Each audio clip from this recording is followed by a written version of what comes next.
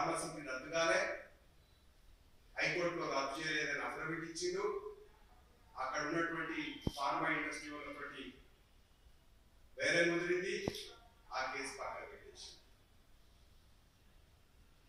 హైడ్రా మొత్తం హతలాకుతలం చేసిండు. అసెంబ్లీలో చట్టం చేసిండు, ఒక స్పెషల్ ఆఫీసర్ని పెట్టిండు, స్పెషల్ చట్టం తీసుకొచ్చిండు, మొత్తం బెదిరించిండు. బడా కాంట్రాక్టర్లని, బడా బిల్డర్స్ ని గజానికి 55 రూపాయలు కమిషన్ ప్రభుత్వంగా మార్చేసింది. వేరే దాని క్లోజ్, హైడ్రా క్లోజ్. ఇప్పుడు ఏమైంది, మీరందరికీ మీడియా ప్రతినిధుల ముందర అడుగుతున్నారు, ఒక్కడంటే ఒక్క చెరువు కన్నా హద్దులు గుర్తించి కడిగి వచ్చినటువంటి చెరువు ఎక్కడైనా ఉందా మీరు నుంచి చెప్పండి. నేను ప్రభుత్వాన్ని సవాల్ చేస్తాను, ఏ ఒక్క చెరువు కన్నా హద్దులు నిర్ణయం చేసి దాని చుట్టూ ఫెన్సింగ్ చేసినటువంటి చెరువు ఒక్కటన్నా ఉందా? ఎందుకు అర్ధాంతరంగా ఆపేసినవు అంటే బిల్డర్స్ తోటి, పెద్ద పెద్ద కాంట్రాక్టర్ల తోటి వేరే కుదిరింది, దాన్ని ఆపేసి చివరికి ఒకటి పోయింది సినిమా హీరో మీద అటాక్, రెండవది అటాక్ స్టార్ట్ అయింది ఇండస్ట్రీ తోటి, మొన్న వేరే కుదిరింది. All well, feel good factor. Cinema industry మంచిగా ఉంది, మేము మంచిగా వేరే కుదిరింది. వాళ్ళు ఏంటంటే కాంగ్రెస్ పార్టీ హైకమాండ్ కు కప్పం కట్టుకోవడం కోసం రాష్ట్రం దగ్గర ప్రభుత్వ ఖజానా ఖాళీ ఉంది కాబట్టి వాళ్ళ కప్పం విధిగా చెల్లించాలి కాబట్టి వేరాలు కుదిరించుకొని పదవి కాపాడుకోవడం కోసం రేవంత్ రెడ్డి గారు ఈ వేరాల సంస్కృతిని తెలంగాణలో తీసుకొచ్చినటువంటి విషయం స్పష్టంగా కనపడతాను.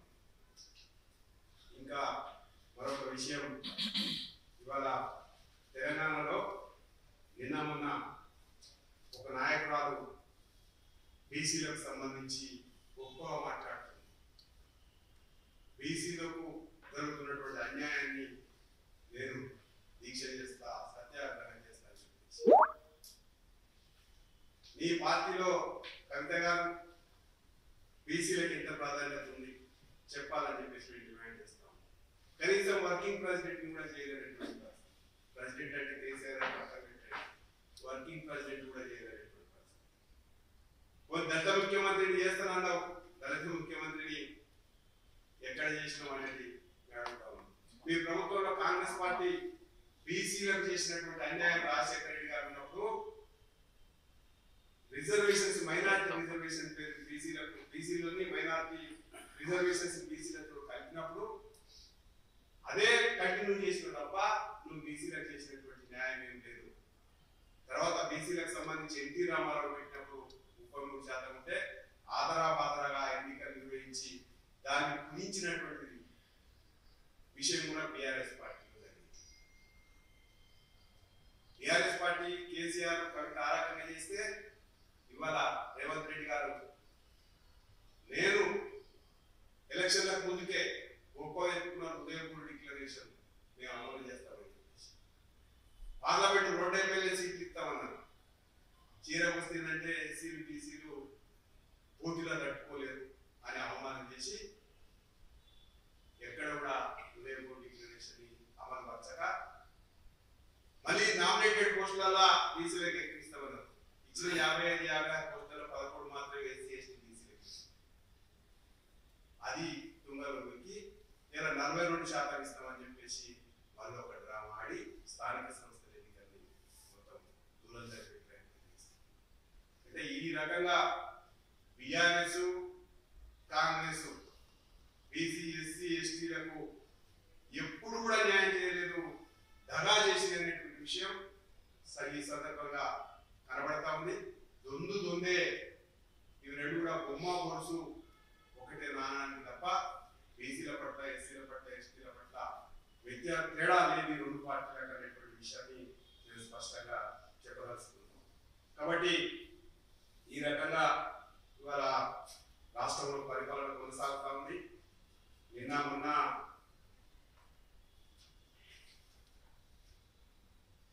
మనందరికీ తెలుసు,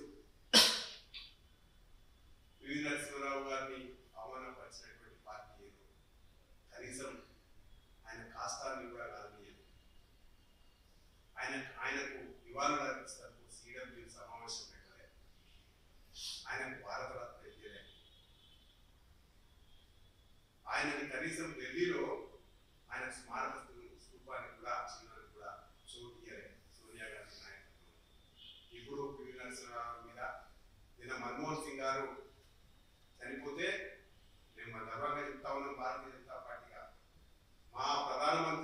మన ప్రధానమంత్రి క్యాబినెట్ మొత్తం చర్చ చేసి వాళ్ళ కుటుంబంతో మాట్లాడి ఎక్కడ ధన సంస్కారాలు చేయాలా, ఎక్కడ స్మారక స్థూపం కట్టాలని చెప్పేసి వాళ్ళ అనుమతితో అన్ని చేస్తే దాన్ని కూడా రాజకీయం చేయాలని చెప్పేసి చేసినటువంటి నీచమైనటువంటి సంస్కృతి కాంగ్రెస్ పార్టీ.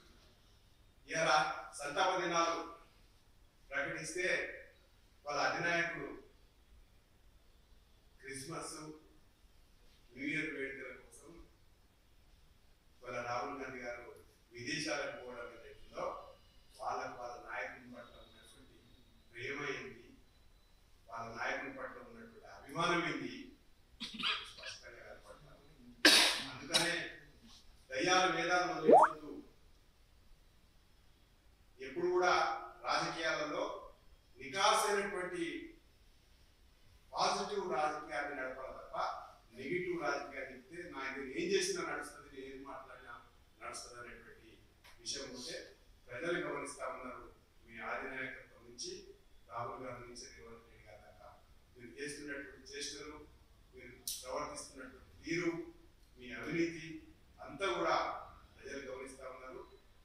కనీసం మా అడ్వైస్, కొత్త సంవత్సరంలోనైనా ప్రజల గురించి ఆలోచన చేయండి, మీరు ఇచ్చినటువంటి హామీలను అమలు చేయండి, ప్రజల యొక్క అభిమానాన్ని చూడకూడదు అని చెప్పేసి ఒక సలహా మాత్రం మీకు ఇస్తా ఉన్నాం. లేకపోతే ప్రజాగ్రహానికి గురికాక తప్పదు. భారతీయ జనతా పార్టీ ప్రజల పక్షాన కొట్లాడుతుంది. వచ్చే